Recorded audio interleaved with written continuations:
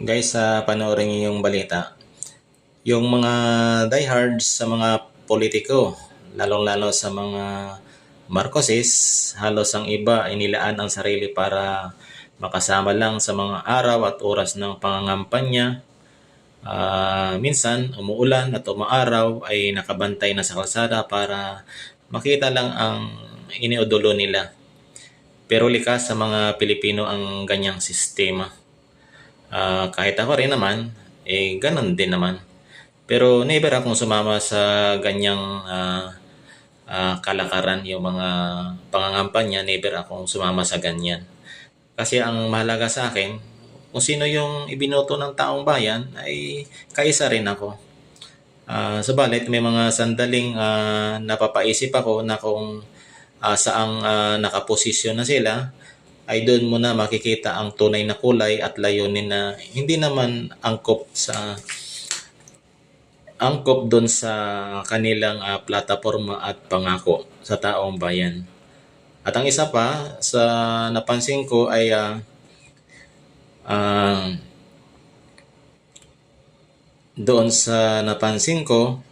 ang pagkakalam ng mga tao, ang pula at dilaw ay sagradong magkatunggali, di ba? Alam naman natin yan nung panahon pa ng Marcos Sr. Kinamumuhian nila ang isa't isa na ayon sa kasaysayan, yung mga supporter ng Marcoses ay galit na galit sa mga dilawan, so sa mga Aquino administrasyon dati. Di ba? Ganon yun mga kababayan. Pero ang di nila inasahan ng mga tao, ang dalawang magkatunggali pala ay sila ang tunay na magkaibigan at magkasangga.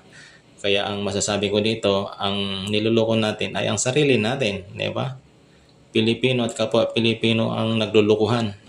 At isa nga itong patunay na ang asawa ni Pangulong Marcos na si Lisa ay kadugo ng mga dilawan, ng mga Aquino. So isa rin siyang kabahagi ng partido ng mga dilawan. Kaya tayo mga Pilipino, pumili tayo ng tunay na mamalasakit talaga sa ating bansa. Di ba? Tingnan nyo ito, pakinggan nyo yung balita. Umani ng samot-saring reaksyon ang pagbisita ng mga anak ni Chris Aquino na sina Josh at Bimby sa opisina ni First Lady Liza Araneta Marcos. Nakatutok si Ivan Mayrina. Kumbaga sa salitang Gen Z, isa itong plot twist o hindi inaasahan. Si First Lady Liza Araneta Marcos binisita ng mga anak ni Chris Aquino na sina Josh at Bimby sa mismong opisina ng unang ginang. Sa social media account ng First Lady, pinost ang mga larawan niya at ng magkapatid, sabay caption ng pasasalamat sa paglaan ng oras para mabisita siya. May pasalubong din daw ang dalawa, bagamat hindi malinaw kung ano ito. Patuloy pa naming hinihinga ng detalye Malacanang tungkol sa pagbisita. Pero sa comment section may mga nagulat at may natuwa sa pambihirang pagkikita ng manugang ng yumaong Pangulong Ferdinand Marcos Sr. at ng mga apo ng yumaong Senador Ninoy Aquino. Bagamat hindi naman ito ang unang pagkakataong may interaksyon sa pamilya matapos ang People Power Revolution.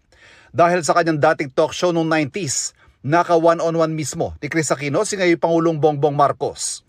Nung pumanaw si dating Pangulong Cory, dumalaw naman ang Nooy Ilocos Norte representative na si Bongbong Marcos at kapatid na si Aimee. Sa social media rin ng unang ginang ipinost ang pagbisita naman nila ni dating First Lady Imelda Marcos sa Marikina Shoe Museum. Caption niya, ang gagaling na mga sapatero ng Marikina. Sabay puri sa mga nasa likod ng Marikina Shoe Museum. Bagamat nagtatampok sa mga sapatos sa gawang Marikina, highlight ng museo ang bahagi ng shoe collection ng dating unang ginang na tinatayang aabot sa 3,000 pares. Sa isang punto, umabot sa mahigit 700 pares ang sapatos ni Imelda ang i-display sa museo. Para sa GMA Integrated News, Ivan Mayrina, nakatutok, 24 oras. So mga kababayan, naiisip nyo ba yun na Pilipino, kapwa Pilipino ay nagpapatayan dahil sa politika na yan? Kaya tayo, mag-isip-isip tayo. Doon tayo sa tama lang. Huwag tayo makipag-diehard sa mga politiko na yan kasi sila yan, magkakasama mga yan, bandang huli. So tayo naman, nagpapatayan tayo, kapwa Pilipino, nagpapatayan dahil sa kanila. Pero ang katotohanan, magkakasama mga yan. Diba? Huwag natin lokohin ang sarili natin. Isipin naman natin ang sarili natin doon sa tama lang. Diba? Kayo na mag-iisip mga kababayan. Sige, hanggang dito na lang.